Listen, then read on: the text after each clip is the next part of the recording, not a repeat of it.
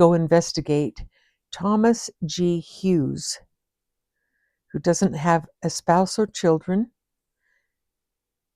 He does have parents and siblings. He has two sources, and without looking at it, you can guess that one of the sources is a census record from 1900 because of his age and because in 1900 they ask the month and the year that you're born. And there it is. So we are going to go to Ancestry.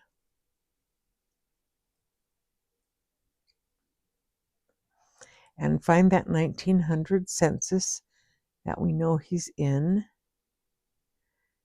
And there he is with his parents and his siblings.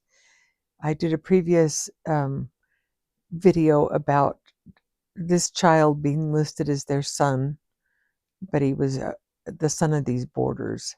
So this is him. So I want to open all of these that look interesting to me. I want to open a new window. These are the tabs, but I want to open a new window and have all of these open. I have noticed that if I went to this one, for instance, and then I chose another one on this side, another one, pretty soon you're going to not be the same person because the algorithms change. But if you open all the ones while you're on a page you know is his, you have a higher percentage of being able to be the same person. So I'm going to double click on this and pull it down. When I push Alt Tab together, that goes back to just his page. So I'm going to hold down Control and I'm just going to click on all of these. I don't have right now a subscription to newspapers.com, so I'm going to not click on that one. There's a death record, World War I, 1930. We already have 1910, the source attached to him. Do that one, not a newspaper. City directories, keep moving. 1920, 1950, and a marriage record, and 1940. So we're going to start looking at these. I can click off the 1900 because we already have that attached to him.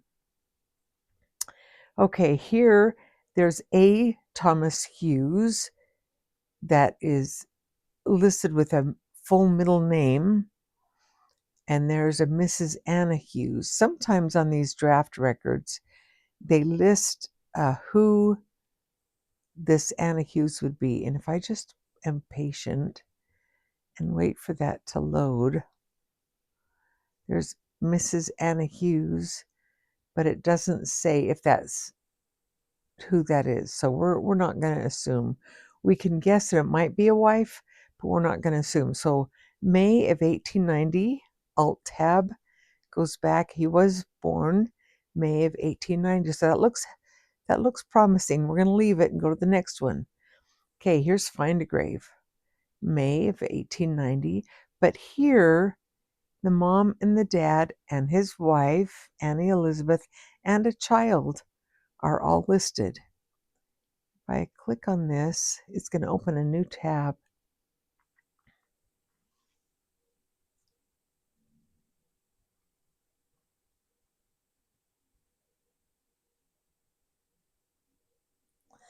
There's that same World War II record with the wife.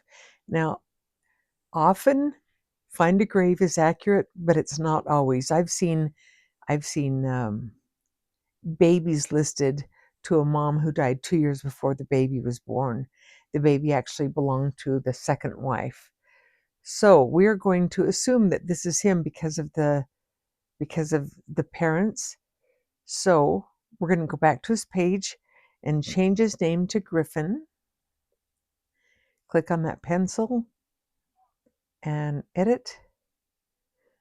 And then I'm not going to leave without attaching a source that has the word Griffin. And that's the 1st of May.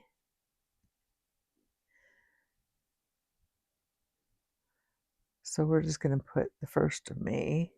Make sure you click on the one with the calendar. And this just says Kentucky. And then he died. Highlight that. Push Control and C for copy. Go back to his page. Whoops, didn't save that. Go back to his page. Oh, look. Here's some stuff already because of the name Griffin.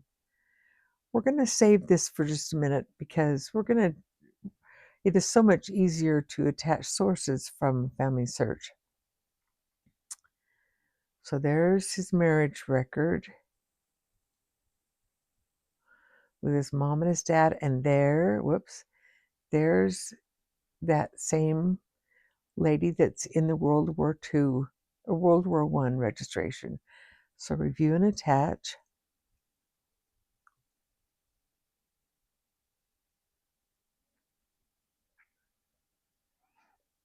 R.O. Hughes,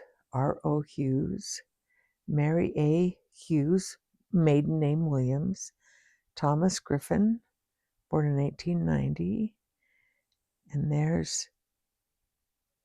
okay, so look at this.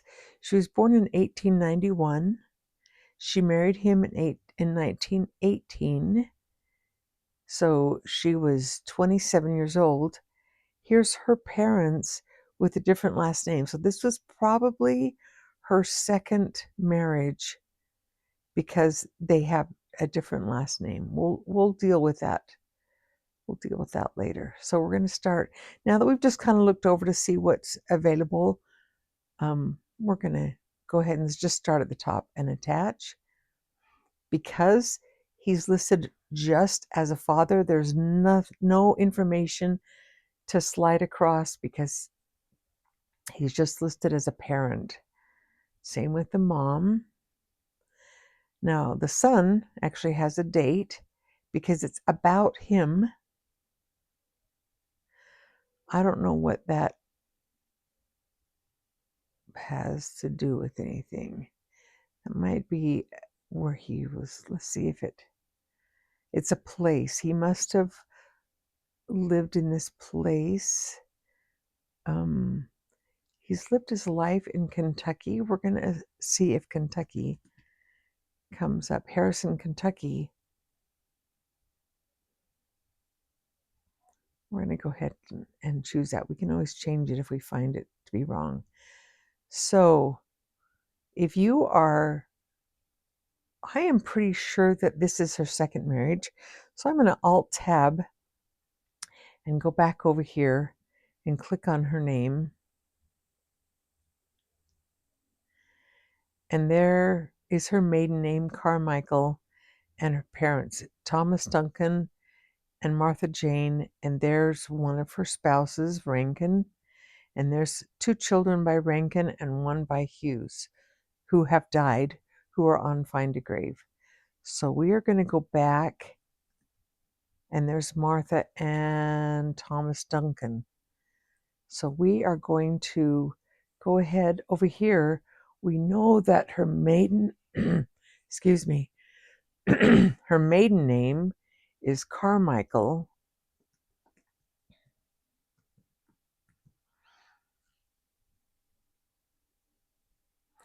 And this makes a relationship with Thomas Griffin.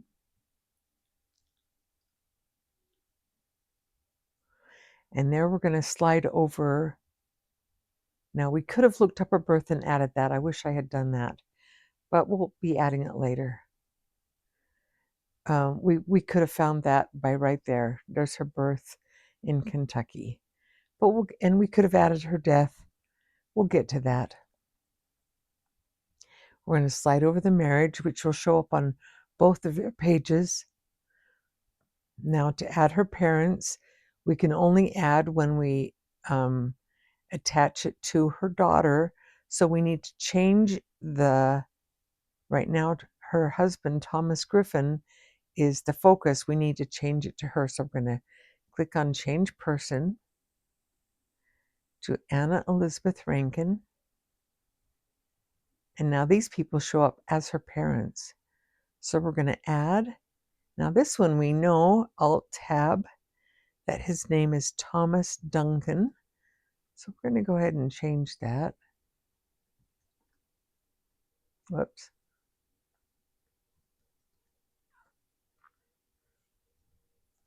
We could go ahead and fill in the birth date and the death date and that, but we're not going to do that right now. Once again, there's nothing to slide over because the only thing he's listed on here as a parent.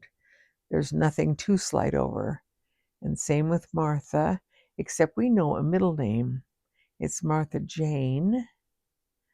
So we're going to add the Jane.